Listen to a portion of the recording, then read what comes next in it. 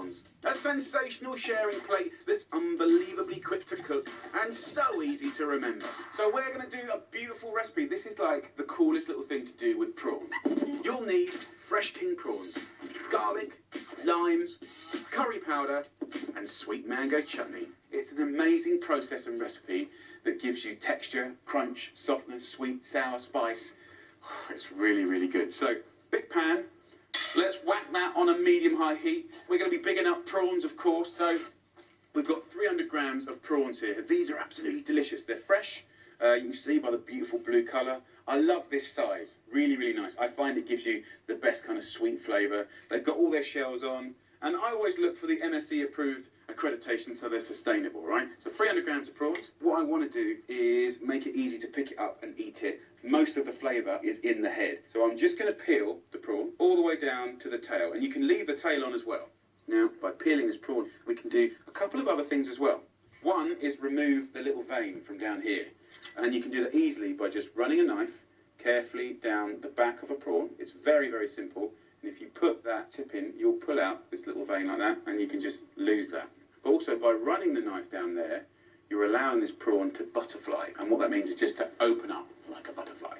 This is a stunning way to prep your prawns, and a great tip to help them take on added flavour in the pan. Okay, so we are all done. Garlic, we're going to use quite a bit of, actually. We're going to use 6 cloves of garlic, which for 2 people, you know, that's kind of cracking on a lot, but we're going to make them sweet and delicious, so it's not going to be garlicky, sort of in a pungent, horrible way. We're going to flavour the oil to cook the prawns in, and we're going to make them like little crisps, like literally like crisps. Try and slice the garlic the same thickness. If you don't, then you won't get that lovely, even cook, so they're all crispy, crunchy.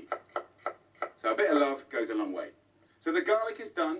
Then I'm going to be using a couple of little condiments that make this dish.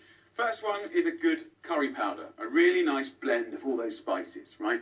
Each kind of curry powder varies. Pick one that you like. They're in all the supermarkets. Then the star of the show, as well as the prawns, of course, a nice mango chutney, because you get so many layers of flavour. You get a real bang for your buck, but most importantly, you get that glaze and that sort of sweetness that rests off the spice and off the garlic that's going to be amazing. So in a pan, I'm going to add a tablespoon of oil, and then I'm going to go in with the garlic.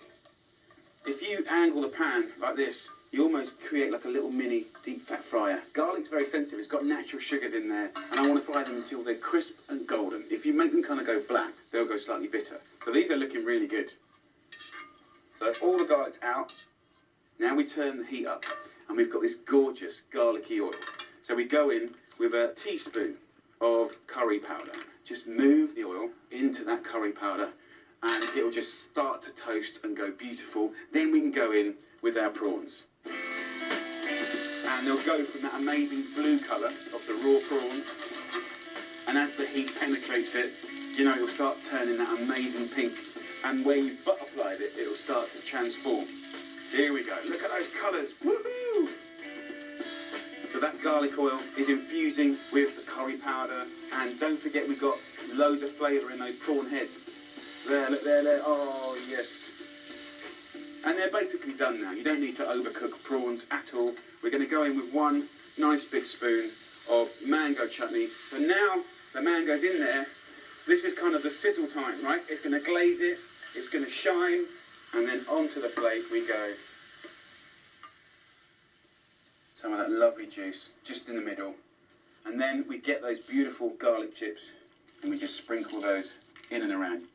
Then our last ingredient is lime. So little strokes of the lime zest makes all the difference. Then we can simply just slice that into a little wedge.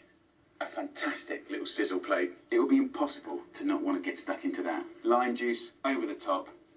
Don't be polite about it. Get in there. Oh yeah.